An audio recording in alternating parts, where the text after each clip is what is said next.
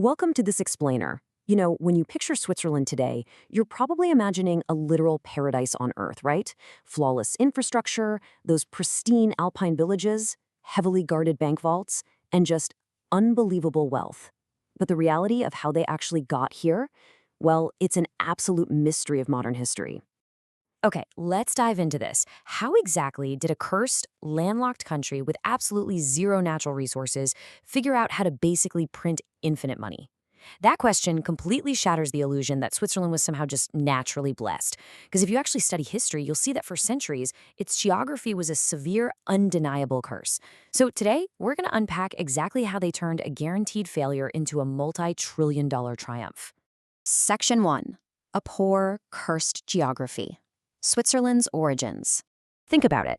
Historically, great empires are built on the lottery of natural resources. Countries like the United States or Russia, they were dealt absolute winning hands. We're talking massive reserves of oil, gold, coal, and endless coastlines for trade.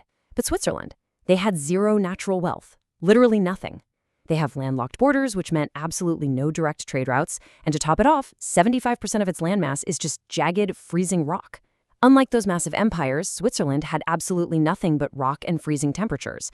And, this total lack of resources had brutal, horrifying consequences. To put it into perspective, in the year 1816, conditions were so deeply impoverished that the Swiss people literally had to eat grass, moss, and bark just to survive the freezing winters. The poverty was so suffocating that Swiss children were regularly forced to walk all the way across the border into Germany just to work as manual laborers. It was, quite literally, a nation starving to death. Section 2, From Mercenaries to Neutrality, a shift in strategy. So, following their historical timeline, back in 1291, a simple three-man alliance was formed just to protect each other. Fast forward to 1315, and these untrained Swiss farmers actually pulled off an incredible upset, ambushing and completely defeating a well-equipped Austrian army at Margarten. But the absolutely crucial turning point, that's 1515. The Swiss suffered a devastating loss to the French at the Battle of Marignano. But instead of seeking revenge or, doubling down on expansion, they did something truly shocking. They stepped back. This surprising, really painful catalyst actually birthed the entire concept of Swiss neutrality, which was finally permanently recognized by European powers much later at the Congress of Vienna in 1815. Now, what's really interesting about this is how they monetized their fearsome military reputation before locking in total neutrality. Their earliest major export wasn't chocolate or watches, it was manpower. They literally rented out entire battalions of highly organized, battle-tested officers and troops to the highest bidder. Swiss mercenaries fought for nearly every single European power, sometimes even ending up fighting each other on opposite sides of a war. This incredibly lucrative mercenary trait was formally abolished in the mid-19th century, surviving today only in a highly ceremonial role, which you might recognize as the Pope's famous Swiss Guard at the Vatican. Alongside this military shift came a massive political one. In 1848, they established direct democracy. This is a system where citizens vote directly on policies instead of just relying on elected officials to make all the choices. And this unique structure kept government spending in check, resulting in much lower taxes and providing incredible political stability, a stark contrast to the chaotic revolutions ripping through the rest of Europe at the exact same time. Now, it did mean policy moved incredibly slowly. For example, women didn't secure the right to vote until 1971. But that slow-moving stability, that became the absolute bedrock for everything that followed. Section 3, Engineering and Human Capital, the 1850s Leap. Around this time, a visionary named Alfred Escher realized that railways were the future. But Switzerland had a huge problem: no money, no iron, and no flat land. So what did he do? He built a bank, what we now know as Credit Suisse, and offered shares to the Swiss people to fund their own national infrastructure. The result is just staggering. Alfred Escher's 1852 railway shares were oversubscribed by an amazing 73 times. The Swiss people aggressively, and I mean aggressively, bet on their own future. But hey, capital alone can't design a bridge, right? To solve their severe lack of engineering talent, they did something totally radical in 1848. While revolutions and chaos engulfed neighboring nations, instead of closing its borders, Switzerland went the other way. They guaranteed free speech, a free press, and freedom of assembly.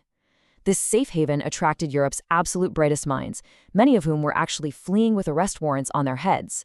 Brilliant figures like Richard Wagner, Lenin, and eventually Albert Einstein sought refuge here. This influx of sheer genius helped build world-class universities, like the Federal Polytechnic in Zurich. So they solved their talent deficit not by paying for it, but by offering a safe haven. And here is what all that world-class talent built: the Gotthard Pass. They decided to drill a railway straight through 3 kilometers of solid alpine rock. Escher somehow convinced neighboring Germany and Italy to actually help fund the thing. Once finished, this monumental tunnel slashed the journey from Zurich to Milan from a grueling 3 days down to just 8 hours. They literally hollowed out their own mountain barrier and turned it into the central transit hub of Europe. Section 4. The Banking Safe Haven. Capitalizing Stability. Moving into the 20th century, in 1934, a single piece of legislation changed global finance forever. The Bank Secrecy Law made it a federal criminal offense for a banker to disclose any personal information of anyone using a Swiss bank account. As Europe spiraled toward war and fear gripped the continent, this law effectively commoditized safety and privacy.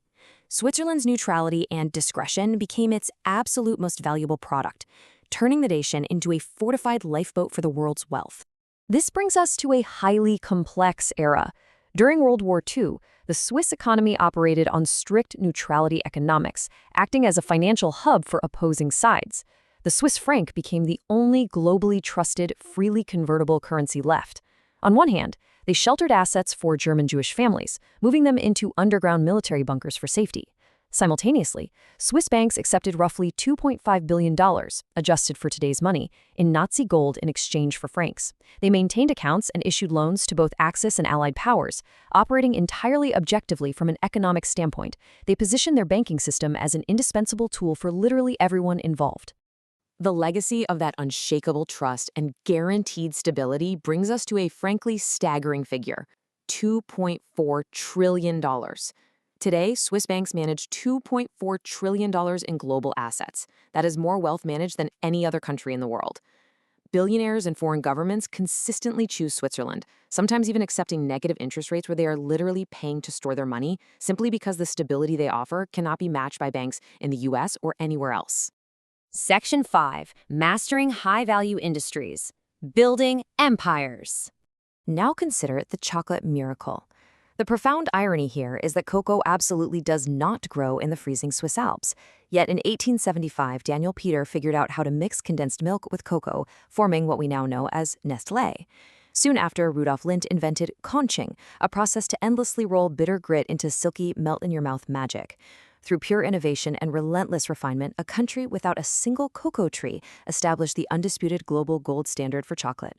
And then there's the pharmaceutical industry. For 100 years, Switzerland utilized a massive loophole allowing foreign intellectual property to be freely copied on Swiss soil without any threat of lawsuits. If you had a chemical formula, you could just bring it to Switzerland, manufacture it, and make an absolute fortune. By legally copying a highly guarded French dye patent called Fuchsine, they attracted brilliant chemists from all over the world. This controversial yet undeniably brilliant strategy quietly evolved into a $169 billion annual pharmaceutical and chemical export empire. And this brilliantly illustrates their entire grand strategy. The Swiss systematically inverted every single geographic and natural disadvantage they possessed. No raw cocoa? No problem. They engineered Nestlé and Lindt. No flat land? They just rolled the Gotthard Tunnel and became Europe's transit hub. No raw chemicals? They leveraged IP loopholes to build a $169 billion pharma industry. They took completely worthless raw materials like iron and brass and engineered them with such extreme precision that they birthed a luxury Swiss watch industry where timepieces literally cost more than cars. So the absolutely crucial point here is this: Switzerland wasn't blessed, they were remarkably strategic. Which leaves us with a provocative question to wrap up this explainer. What happens when a generation decides to play a 200-year game?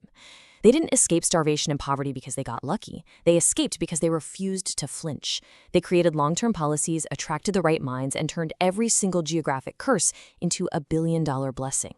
It really makes you wonder, what barriers in our own lives could we completely transform if we just adopted a 200-year mindset?